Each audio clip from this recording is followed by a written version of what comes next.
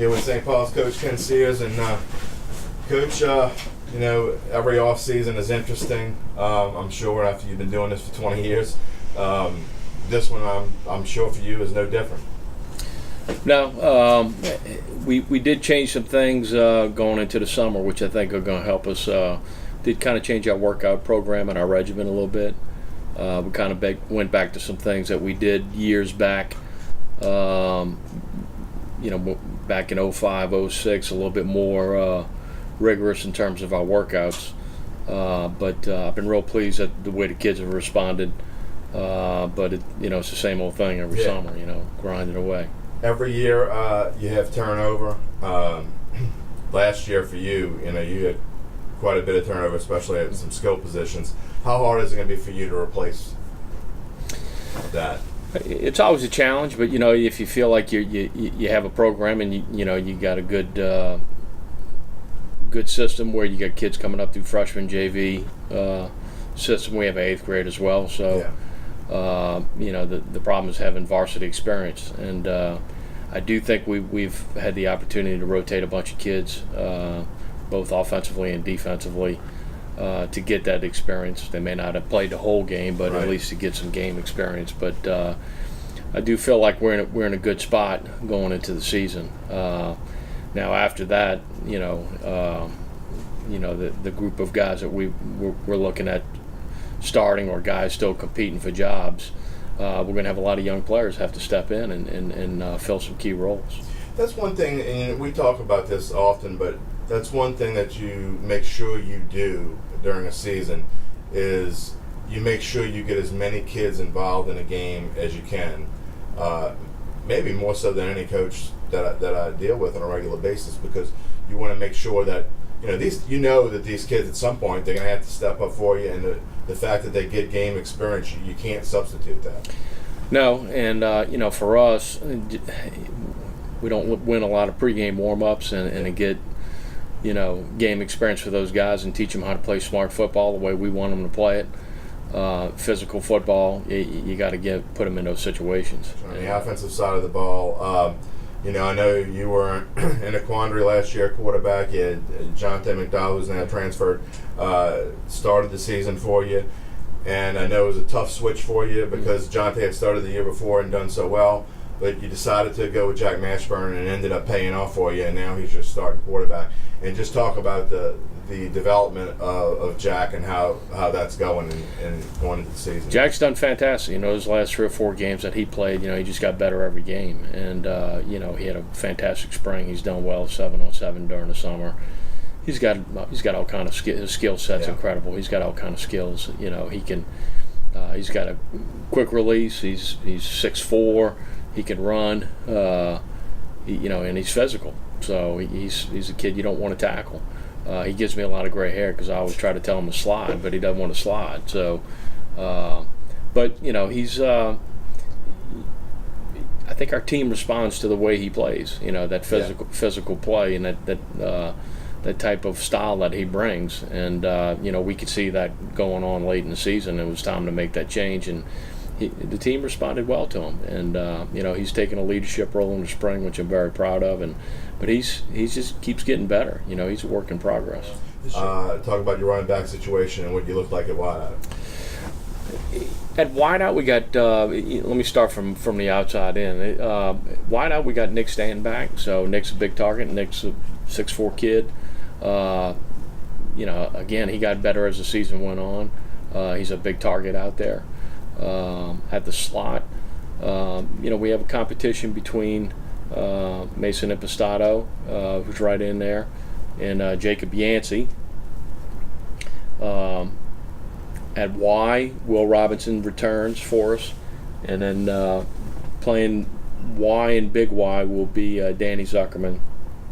Danny's a little bit bigger body. He'll play some tight end for us. And Danny got a little experience last year as well. Big move that we're going to make, as I'm looking at the depth chart, is and he's played a bunch for us, but he's such a tremendous athlete and a good football player is Wayne Galloway. We're going to play Wayne Galloway at the Z. He's going to have to play both ways for us. He's an explosive kid, and I think he can handle playing both ways. And I know both positions, there's a lot of running involved, but he's done a great job this summer getting himself in shape. Probably the strength of our team is going to be our offensive line. As I look across, all those guys are returning starters. Owen Addison, Matt Algero, Jared Krieger, and Bear Palazzo returned for us. Jeb Juge has really come on in the spring, but all 5 of those guys will give us tremendous size up front. Maybe one of the biggest offensive lines we've had since I've been here, to be honest with you. I don't think we have a kid that's under 270. But we'll be running back by committee like we usually are. But Carter Ely probably is coming out of spring as a starter. He's a tough physical runner. Lowers his shoulder. He's going to get that extra yard. Mason, he'll play some Y and some F as well, but Mason's kind of more of a scat back, smaller back, fast, off the edge. Micah Crockett really had a great spring for us, and he brings us some explosiveness. And Mitchell Smith is right in that mix too, so he's had a great summer. So with those 4 guys, I think we'll have a nice combination and different style runners as well. On defense, looking at the board up there's some familiar names and some new ones as well. Well, defensively, probably that's where we have the most work to do. But return starters that we got back, we got Michael Crockett back at defensive end, Jordan Edwards back at the nose, Michael Philippe at Mike. Wayne will play one of the safeties. Robert Bouquois returns at safety. So that's our returners. Michael Ward probably looks like he's going to be that other corner. And to be honest with you, he's he could have helped us so much the last couple of years, but he's just had a round of bad luck. Yeah. Had 2 ACL surgeries. Yeah. So Cade Manette is battling in there, and we flip Robert sometimes over the corner as well. So we're still kind of experimenting with that other corner position. But they've had solid 7-on-7s. Spencer Fox, Jacob Frolic are fighting for that other defensive end position. So I like the way those kids are competing. The guy that's come on for us is Andrew Icamina during the summer, so I think he'll give us some depth. And at nose, we have Shandara Kim and Gavin Clayton, the sophomore, which give us some size down at that nose position. The other linebackers, Ian McCarthy's had a great spring, who got some experience for us last year. Austin Holochek played a lot for us as well at the will. Brady Lozelle got some work in as well on the JV level. So we're going to be trying to early on in those early games before district, trying to figure out some of those spots, and a lot of those guys will get some good experience. And just talk about the league overall, and we talk about how this is across the city one of the most competitive leagues year in and year out. And you guys have been a perennial favorite because you've won it so many times. But this year, who knows? I mean, you go into a league this year where there are 4 or 5 teams where you wouldn't be surprised if they won the league this year. Yeah, without a doubt. I mean, it's one of those years where you have so many good players, in the league itself, and you have some new face, new coach at Mandeville. Yeah. But I'm sure that's going to bring excitement, enthusiasm to those guys. It's kind of like week in and week out. Everybody's kind of a rival for us. So you guys are kind of the target. Usually. Yeah. That's what happens when you win. We take them one at a time, and but any team can win it. Any team can win it, and I saw last year even Hammond, who's struggled the last few years. Their coach has done a fantastic job last year, and he's kind of turned it around.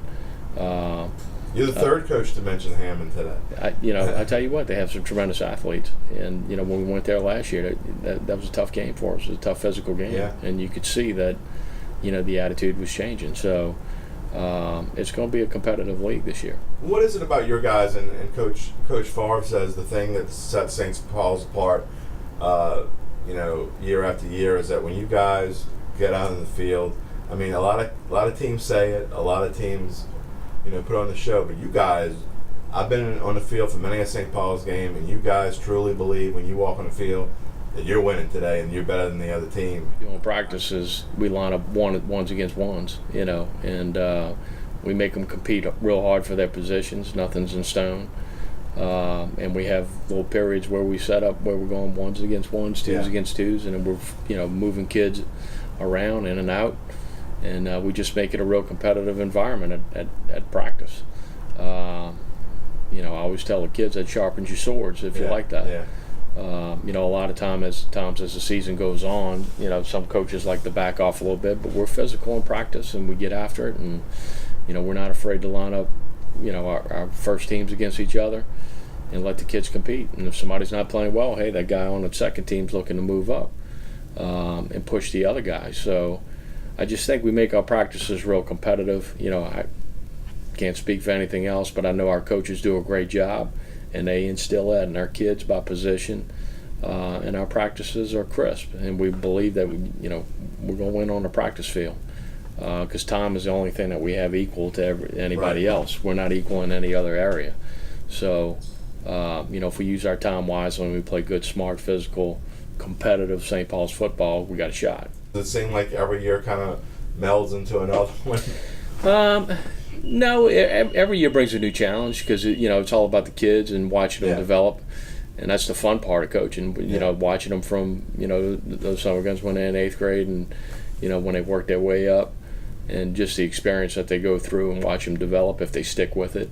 And that's the key, is don't give up. Work as hard as you can. And I've seen many a kid, walk in as a freshman and feel like that, he was never going to play for us. Right. And he worked hard enough, and sure enough, by the time he was a senior, he's an all-state linebacker or whatever it may be. But just watching that progression of our young men working hard and setting a goal for themselves, that's the fun part, and building relationships with the kids.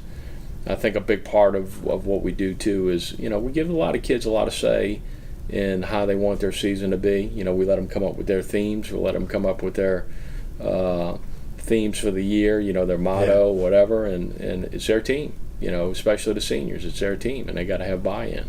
And I think that's key for us. Once when they get that buy-in, it makes a world of difference. It makes it exciting for us as coaches to see them that invested in it.